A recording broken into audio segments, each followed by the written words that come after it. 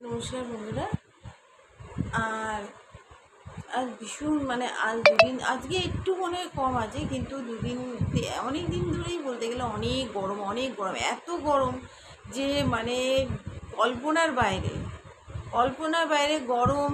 আর বিশেষ করে আমার কষ্ট হচ্ছে, আমার এই ডগিদের ভীষণ কষ্ট হচ্ছে। কারণ দেখো, আমি সবসময় এদের পাখার তলায় নিয়ে, আমি এদের পাখার তলায় রাখলে কী হবে, এরা সেই আমার কাছেই চলে যায়। এবার আমি তার এক জায়গায় ঘরের মধ্যে বসে থাকতে আমাকে রান্নাঘরে যেতে হয়, রান্না করতে হয়। আর এরা শোনে না, একদম শোনে না।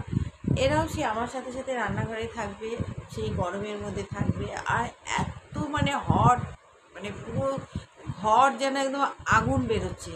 আর মানে আমার আমার থেকেও, আমার বাচ্চাদের থেকেও আমার বেশি চিন্তা এদের জন্য, যে এরা কি করে এই গরমটা সহ্য করছে।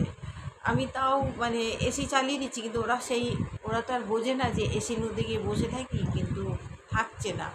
সেই সমানে সে আমার কাছেই চলে যাচ্ছে। আর আমি কি ওদের নিয়ে ঘরে বসে থাকলে তো হবে না, আমার অনেক কাজ থাকে, সেগুলো করতে হবে, খাবার দাবার বানাতে হবে, এদের খাবার বানাতে হবে। সেজন্য বন্ধুরা ভীষণ বিপদের কষ্টের মধ্যে আছি।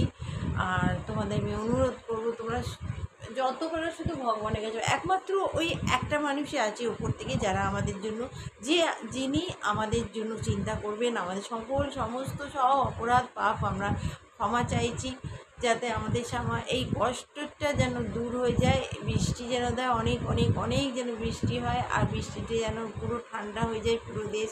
এতে আজ আমরা ঘরের মধ্যে রয়েছি, কিন্তু অনেক মানুষ যারা ছোট্ট বেড়ার ঘর, টিনের ঘর, এরকমও ঘর আছে যারা থাকে, তা আমি বিশেষ করে সেই যে মানুষগুলোর জন্য প্রার্থনা করি, তারা যেন স্বস্তি পায়, শান্তি পায়, সুন্দরভাবে থাকতে পারে, ভালো থাকতে পারে। তাই আমি আমার জন্য নয়, আমি সকলের জন্য চিন্তা করি, সকলের জন্য প্রার্থনা করি। আর রাস্তায় কত কুকুর, বেড়াল, রাস্তার যত জন্তু জানোয়ার যারা আছে, এই গরমে তারাও কষ্ট পাচ্ছে। তাই আমি আমার ভগবানের কাছে, ঈশ্বরের কাছে আমি প্রার্থনা করি যেন তাড়াতাড়ি তাড়াতাড়ি যেন বৃষ্টি হয়, আর বৃষ্টিতে যেন সবাই শান্তি পেয়ে যায়।